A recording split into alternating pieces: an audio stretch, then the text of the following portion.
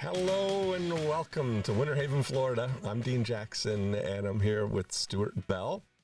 And Stuart, I'm excited that here in our world headquarters studio. Very exciting. Very fancy. Yes. So I thought, on the first opportunity here that I thought it'd be a good idea for you and I to talk about how to help people know whether it makes sense for them to write a book to grow their business.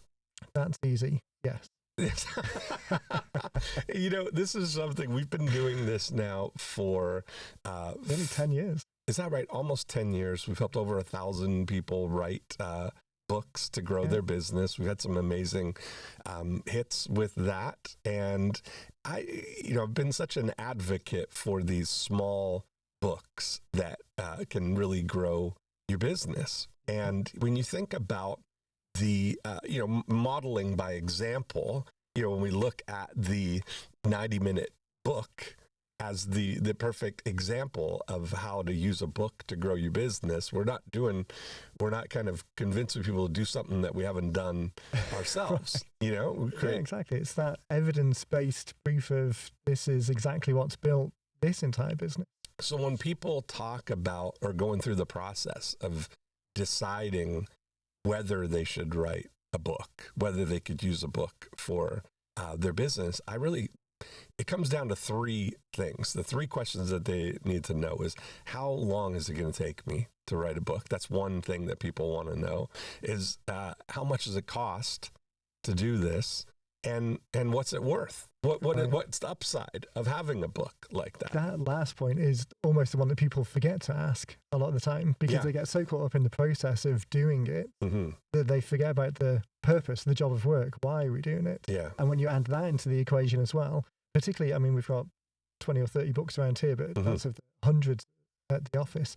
When you think that the majority of the lifetime value of these clients is in the thousands of dollars, then it really puts in perspective all of the other questions. Yeah. When you look at this one book, this has, let's say, driven millions of dollars over the life of doing it. One little book. We've got other books that I personally use in my own businesses that have generated millions of dollars, all from these small little books. So I think you said it.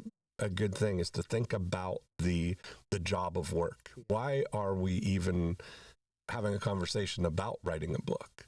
Yeah. And so often I think people get this misconception that they've got misguided objectives. Yeah. And sometimes when they think about writing a book, they think about writing this big book that's going to be a New York Times bestseller or an Amazon or Wall Street Journal bestseller. That's their goal.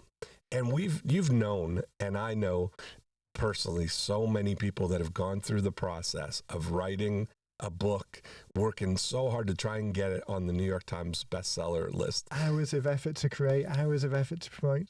And let's not forget that you're not just going to write a book and it's going to get discovered and catapult to the top of the New York Times bestseller list. Yeah. If you're going to write a bestseller, you've got to have a budget for doing that in the hundreds of thousands of dollars. Yeah. You've got to have a platform with reach to at least 100,000 When you look at publishing contracts, it's like music contracts. Traditional publishers want to take on clients who have got that reach already. Right. So to have that as an excluding factor or the success of others is based on work done outside of the book. I often talk about what's the product. The product of a book like the 90-minute book or Sell More, List More isn't the book itself. You're not going to sell this on Amazon for $10, right? Because this is going up against other $10 books. Right. And the value proposition to make that sale is not what you're interested in. You're interested in clients. So the product of this book is a client. It's not the book itself. And that's, people think about publishing or writing a book in the traditional sense for the traditional reason. So I think if your goal, if you're famous already, right, and you've got lots of money and you've got lots of time and it doesn't really, it's the objective is that you want to get more famous or get more sort of what's the right word? It's in a way credibility. There's something that comes with being a New York Times bestselling author. It's absolutely true. You can't deny it. If there's somebody who's got a book that's a New York Times bestseller, you're going to look at them differently. You're going to be able to forever introduced as New York Times bestselling author Stuart Bell.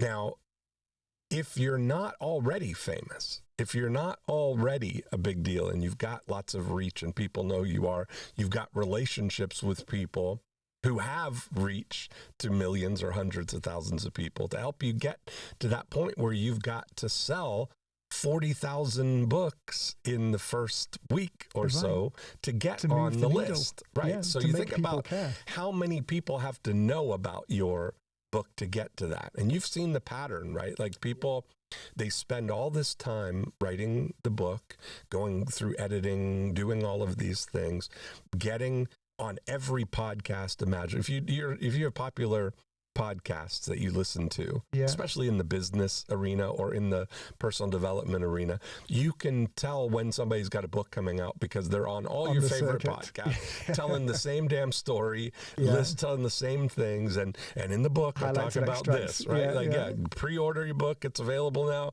on Amazon. Go ahead and buy bulk copies to give to your friends. All these things to try and push the books. Yeah, it's like payola in there. Well, that's exactly what it is. So if I look at it, that goes into my equation of what is it actually worth to you? So if you do that, if you're a first-time author, maybe you can sell the book and get some advance on the book, but you're not going to get rich on a book. You got to have a back end. You got to have something there. So I would say that for certain people, it might make sense to go down that path. Right, where you're concerned. If you're not already famous, you're not already going to get a big advance for writing this book because everybody wants to hear from you, then you're faced with the choice of, do you want to use a book to get rich or to get famous? Right. And that's the choice. That's the fundamental thing that we want to think. And I always say to people, listen, it's way less expensive to get rich than it is to get famous. So let's focus on getting you rich first, right? And then building your platform, and then getting famous, then writing your next book. It's like starting out. There's nobody stopping you right now. Like if you think 20 years ago, there were probably 6 publishing houses that made all the decisions on who gets their message out into the world, because you had to. They were the gatekeepers. They were the gatekeepers. That's exactly right. You had to submit to a publisher and get approved for your book. Ask for permission. Please, sir, can I spread my message to the world? Nope. I mean, then where do you go? Yeah. I got rejected by 1,000 publishers. You hear all these stories, right? Yeah. But I kept going, and that 1,001st publisher opened the door for me to go. Well, fast forward. Now, there's nobody stopping you from writing a book. You can write any book that you want. Yeah. And you can get it right to the people in the place where the people are. So what I look at for, is it worth it, is the way for business owners, people who are using this as a tool to grow your business, to build your reach, because that's really what it is. If we take it and overlay the 8 profit activators on this book, and we think about your book as a before unit tool, just to get you in conversation with the people who could potentially be your clients, then there's no better tool than a book. A book is compelling. I mean, we look at the timing here of what it takes to get a book started, get out into the world there. But what the value of being able to use that book to gather your audience. So I say to people, like, what would it be worth if we could magically snap our fingers and have 1,000 people who are your ideal clients on a list that you could directly email them? And you think about it as a way of connecting with people who are invisible prospects. Because a lot of times you have to look at and see, is my audience that I'm trying to reach, are they reachable? Are they visible? Can I buy a list of them? If you're serving chiropractors, you can get a list of chiropractors and go right to them. Yeah. If you're searching for dentists, you can go directly to the dentist. But what you can't get a list of is somebody who just twisted their back last night, right? The chiropractor's clients are invisible. Yeah. You know, any doctor like that, they're acute onset symptoms that up until the moment that it happens, people have no interest in it. I think about Chris, not the audience. Yeah. I think about Dr. Chris Milkey, the podiatrist. Like you think, how exciting, what in the world would a podiatrist write a book about? But he's actually got a series now that we're working on 5 books where you think about what would be valuable. The first one we did was the plantar fasciitis solution. So you can get, if you are a localized business that's serving a local market, like a podiatrist or a dentist or a chiropractor, hairstylist, massage therapist, anything that's working with people locally within we talk about that. What we're really trying to do is get 15-mile famous. You want to be famous in the 15 miles around where you are, right? So if you think about it like that, take a radius around your podiatry practice, and you think, well, what are the big things that people come to me for, right? Like, what are the things that people have a need that would trigger them to call a podiatrist in the first place? So we thought about the big 5 things of Achilles heel pain, plantar fasciitis, bunions, toe fungus, right. I forget what the other one is, but the big things that they have. And we take this and we do a book like the plantar fasciitis solution and put it in front of the people within 15 miles of his podiatry practice. And all of a sudden it comes through their news feed on Facebook as an offer for a book that's going to promise a solution for the pain that they're having right now. And so people download the book, they opt in, they leave their name and email. They don't even have to fill anything out now with Facebook. It's so simple. Easy to get in front of your ideal prospects. So they push a button, it collects their name, their email, and you've got now a visible prospect. I say to people, if you think about your book and the opt-in for it as a portal, a magic portal to your office. Yeah. If somebody downloads the book, they press, yes, I want this, and that magically transports them. They knock on your door, poke their head in. Hey, I'm here about the plantar fasciitis solution.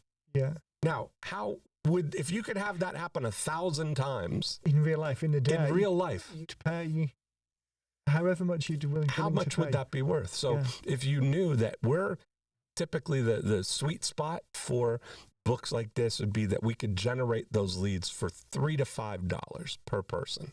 So for $5,000, you could have 1,000 people on a list that are self-selected as people who have plantar fasciitis. Nobody's going to download a book about plantar fasciitis without having plantar fasciitis or laying beside someone who's got it. Yeah.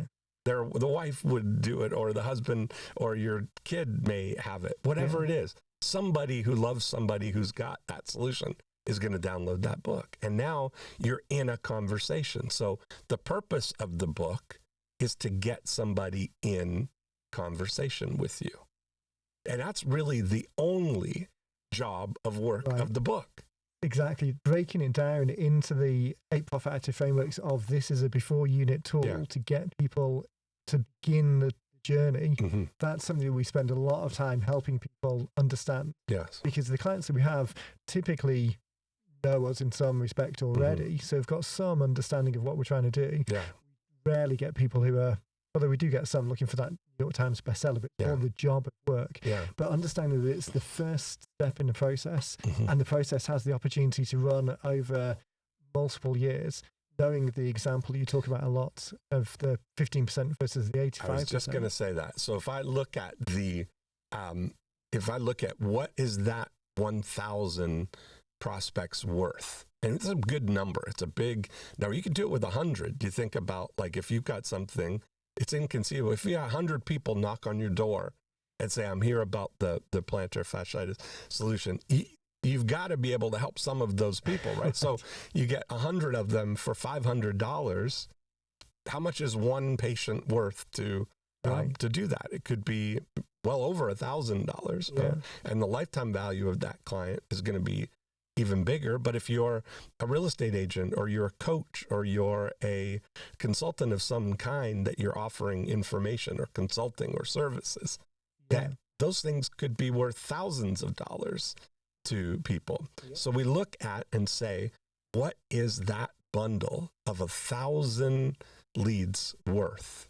And I try and get people to think about this asset that they're collecting as just that, as an asset. That bundle of 1,000, that portfolio, I use all these financial terms to describe them, because that's really what they are, is an asset. And so now we look at that, and you wouldn't expect that if you were to look at all the equipment that it took to make this studio here, right? Buying all the cameras, all the soundproofing, the audio, the computers, everything like that. If you took an expense-based approach to this, it's like you wouldn't dream that you're going to expend all this money to build this, and then immediately that you need to, by 30 days later, make all the money to pay for it. But that's the way people think about that their ad spend. They think about, because they've been sold that dream that you're going to run the ads, you're going to generate the leads, you're going to pound them with your gauntlet series, you're going to get them to buy, and you're going to make more money than the ads cost by the time the credit card bill is due. And if it didn't work out like that, then it wasn't successful. So what I try and do is get people to take this portfolio approach. And if you think about making a capital investment of $5,000 in this group of 1,000 prospects. Now, if we take that over the next 100 weeks, we amortize the investment over 100 weeks, how many of those 1,000 people could we help? And you were mentioning about the 15% and the 85%.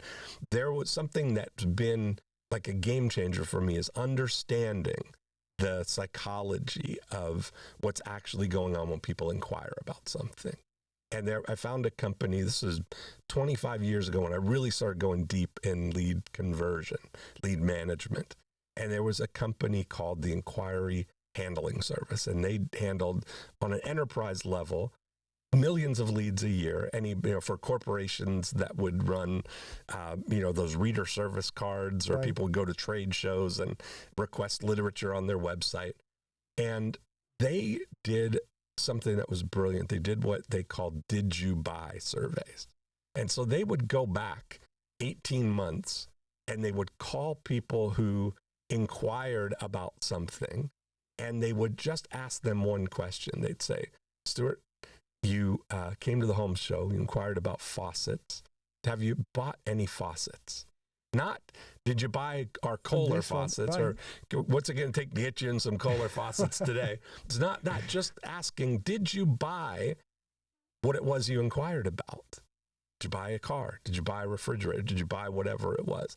And what they found was that at the 18-month mark, just over half of the people that inquire about anything will buy what it is they inquired about within that 18 months. But when they did the math, when they did the surveys at 90-day increments, only 15% of them will buy in the first 90 days. So the value is in the long term, right? There's 5 times more value beyond 90 days than in the first 90 days. So you're building a stable asset that's going to yield. See, we're using these words. It's going to be the foundation of your business there, right? So you build that list, you get it to 1,000, you continually grow it, and you build systems around how to introduce your services, your products, your help that you can work with people. And the cost is a multiple, or the yield is a multiple of what you What the initial cost was. what you spend to do that. You So see it all the time in the book business, in the entrepreneur business. We send out the same message every month to people who have been on the list for 10, 15 years. Are you ready to get started? oh, this is from great. that group, every single time people raise their hand. Yeah, I forgot about that. But every month, on the first of the month, we send out a message. Hey, Stuart, would you like to get started on your book this month too? And we've got thousands of people on that list. And every month we ask them the same question. And every month, 5 or 6 people jump immediately, kind of, yes, because it's from now. That pool. Right, it's now for them. And that's the thing, there's the check moves, the Wombat Selling book by Michael Gleason. So he talks about check moves. And as the salesperson, as the person in the business, you can never know when the time is for the person. It's entirely their decision. Your job is just to present the opportunities that now. You know what I've discovered is that's the thing, that there's only 2 time frames. There's now and not now. Right. Any time that's not now is, if it's not now, it doesn't matter whether it's 90 days or 90 months from now. It's just not now. It's the whole thing that we're pursuing. We're constantly in this pursuit of now. And so when you send a message, Luba, my girlfriend for Amazing Brows and Lashes, her studio here in Winter Haven, she, at the beginning of every month, sends out a message. Hey, Stuart, would you like to get your eyebrows done this month? Right. Yes. Every time. Yeah. So there's something. And knowing that you're sending that message to the group of people who are already interested. So it's not like every month you're running an ad saying, hey, if you'd like to get your eyebrows done, come in. It's you're building the rapport and relationship with the people who have self-selected because they've opted into the thing that piqued their interest in the first place. It piqued their interest, but it also bookmarked their intention. Anybody who downloads a book called The Plantar Fasciitis Solution, that was modeled after one we did with Luba called the Adult Acne Solution. Right. And that's kind of the whole thing. Anybody who downloads a book called the Adult Acne Solution is presumably someone who has adult acne and would like to not have adult acne, right? So when you get that person on a list, it's not a acute onset and go away type of thing. It's something that is ongoing, and unless they do something about it, nothing's going to happen. It's only going to get worse. So when they go ahead and try something else, if they try some chemical thing, they try something and see that doesn't work, or that it works, but then it doesn't maintain, right? That now at some point in that thing, they're ready to, it comes around and they go, maybe I'm ready now. Now I should look at this solution. So that's the thing. When I say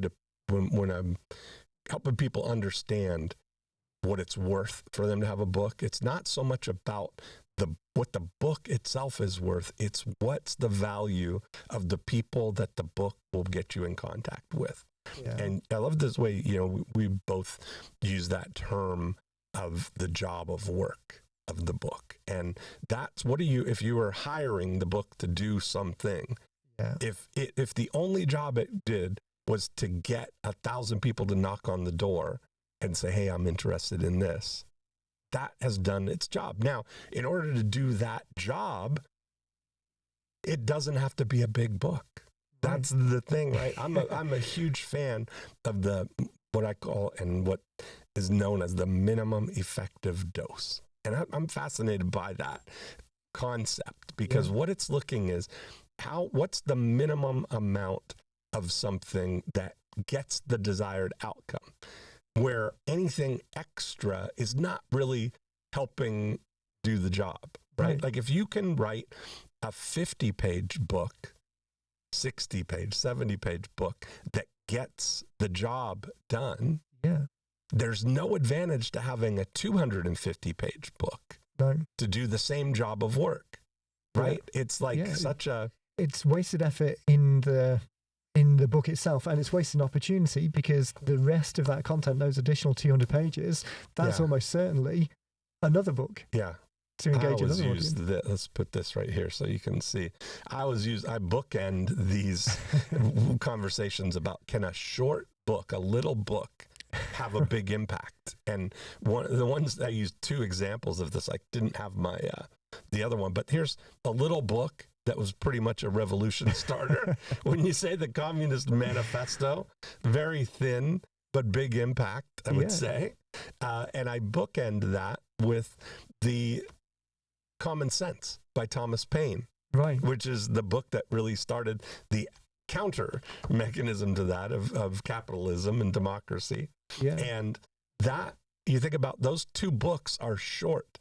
They're small little books, but I guarantee that your idea, if you're thinking about writing a book, is going to fit somewhere between those 2. It's not, you're not going to have a book that's that big of a revolution starter. Right. But if you've got a book that's going to gather all the people with adult acne, or all the people with plantar fasciitis, or whatever your solution is going to call, you look at it and you think about, if you sell a course on writing and you've got a book called Read This If You Want to Be a Great Writer, that if anybody, if you could get a list of 1,000 people that have downloaded voluntarily a book called Read This If You Want to Be a Great Writer, it's pretty self-selecting. It's pretty self-selecting, right? So that becomes the value there. And I'm just such a big fan of it, Yeah. There's Kevin's, the 60-second sales hook. Mm-hmm. So again, similar thing, small book, Mm-hmm. just introducing It gets ideas. him in front of people he works with copywriters. Right. And that's kind of the thing you're promising a shortcut, right? Yeah. Promising a shortcut to people. And that gets him in conversation with people who are writers who are aspiring to persuade people by copy. So, here's the thing that kind of I really think about with the short book kind of thing is what I offset all that information with is that, number one, the job of work is that we just want it to gather leads, and we're going to take it from there. I don't care whether somebody actually reads the book, right? And it's not about reading the book. It's about raising their hand to say that they want the solution, or what it indicates what they're looking for. So when I read, there was an article in the New York Times that talked about the state of readership. And it was really fascinating because it was one of the first times that they had the Kindle and Kobo data to see what actually happens. And what they found was that, I want to say 58%, it was over 50% of the people who buy a book never open it. Okay? So you think about that. It's like, if half the people, let's just be conservative on that half the people that buy a book will never open it. Right. And you think that's absolutely true. Like in your own life, every time I may be speaking to hundreds of people, and I'll ask them, have you ever bought a book and not opened it? Yeah. And every single one of us has. Yeah. We've got a whole collection of things. And that's shelf behind. Yes. But there's the thing is, who's buying the book or asking for the book is, it's easy to consume, easy to make that decision, but they're always buying it for future Dean. Yeah. They're thinking, I don't have time to read it, but maybe future Dean would be nice for future Dean to curl up with a coffee and read this book by the fire. Right. And, because you think about what it takes for people to read a book. It takes hours to read a big There's book. Commitment to it. Yeah. Dan Sullivan, founder of Strategic Coach, we always talk about the short books. The perfect length for a book is that you can sit down on a flight from Toronto to Chicago and finish the whole book in one airplane flight. Yeah. That's what we're looking for, right? Yeah. That's the odds that somebody's going to do it are way up on that, Because otherwise it sits on shelf and then something else gets put on top of it and then it's disappeared. Yeah. You were talking about people actually reading the book, and very much people think about writing a book in the traditional sense. So it's very much about the words and the content. But I'll often say to people that the person who's buying it, so those readership rates are for people who, broadly speaking, have bought entertainment-based books from Amazon with the job of work, the purpose of being entertained, and they still haven't read it. For these books, people are buying the solution. Someone buying a book on plantar fasciitis isn't doing it for an academic exercise. Right. They don't want the knowledge, they want the solution. Yes. So going from the cover and the title that identifies to them that there is a solution to the back cover of what a next step is. I just want to get to the solution. Yes. Don't make me do the work of having to read something. Yeah. It's the outcome. So if you've got anything that you can do that is that information would help, or if you've got invisible prospects, you can get in front of them by helping put a title that would be exactly what they want. And that's so much of making sure that it works is you got to have a book. You got to have a title that upon reading it, your ideal prospect says, I want that. Right. That's for me. And then you got to have a way for them to get it, like reach them. And Facebook ads are right now the easiest, lowest friction, fastest acting way. Literally, you could put up an ad today and have leads today right away. Yeah. For small budget, $20 a day or whatever. You go up, but it's just going to accelerate it if you can spend $100 a day or $200 a day. Once you get your system figured out, that the goal is to get to that 1,000 benchmark and then build the relationship with them. So that's how we would kind of evaluate what it's worth, what it could be worth to you. Then, in terms of asking or answering the question about how long does it take and how much does it cost is, how long does it take? Preferably, you've been working on this your entire life or your entire adult life. You've gathered insight, information, something that would be valuable to convey to your ideal prospects. So it's not that you need to figure out what you're going to write. You've got it in your head. Yeah. You're not starting research. Everything is there, just waiting to come out. That's exactly right. It's just a matter of getting it from your brain out into a digital format, right? And the fastest way to get anything from your brain into a digital format is through your mouth, is talking. Nobody gets talker's block. Everybody talks about getting writer's block. They sit down, stare at that blank page, and they don't know what to do. Yeah. Don't know what to write. But if we help people break it down into the process where literally you can do it in 90 minutes. The way we set everything up is we imagine that you are a guest on a radio show. We provide that environment for you. We'll sit down, have a conversation just like this, asking you, setting you up for the questions that would be the outline and chapters of the book. You talk about them. We get that transcribed, edit that into the book, create a wonderful cover for you, and put it all together. And literally 30 days from the time you start, depending on how you're doing there, you can have at least the digital version of your book ready to go. Right. Have physical copies of your book just in case you want to send physical copies to people as well. So the time investment compared to going down the traditional book route of sitting down, manually typing out the words is so soul crushing. Yeah. And takes so much time. It's going back to high school and having been assigned work that you have to do and you can't escape, rather than doing something, passion project in your own time. So we look at that and say, cutting that timeline down where your real involvement is only in brainstorming. What are we going to do? What are we going to get the title to be? We'll do a whole other thing just about book titles, but looking at that outcome, amazing, right? Like the time of it compared to where you got to go through and you're going to write the book, you're going to send it to an editor, you're going to get it, edited, you're going to have to maybe work with a ghostwriter, you're going to.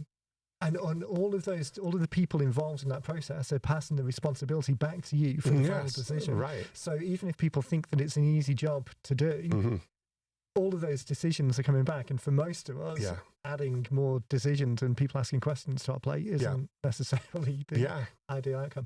It's the other benefit of a short book that's got a single job of work. Yeah. Because you're not in the book blueprint scorecard that we've got that talks about the mindsets of how to write a book like this. One of those mindsets is beneficial constraints. And this idea that less is more, of constraining yourself to answering the one or two questions that are the most pressing for this group of people and not getting sucked into all of the other stuff. Because if you've been in business for more than a year, you could write 10,000 pages on the stuff that you know and the stuff that other people don't, but you just writing yourself into a hole if you don't have those constraints. Yeah. So that's there's the time, and then how much does it cost?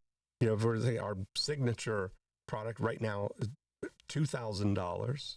Yeah. To do this is what the 90-minute book looks like right there. This is a perfect example. This is an example of a book that's generated millions of dollars. We've helped over 1,000 people write their books in this model.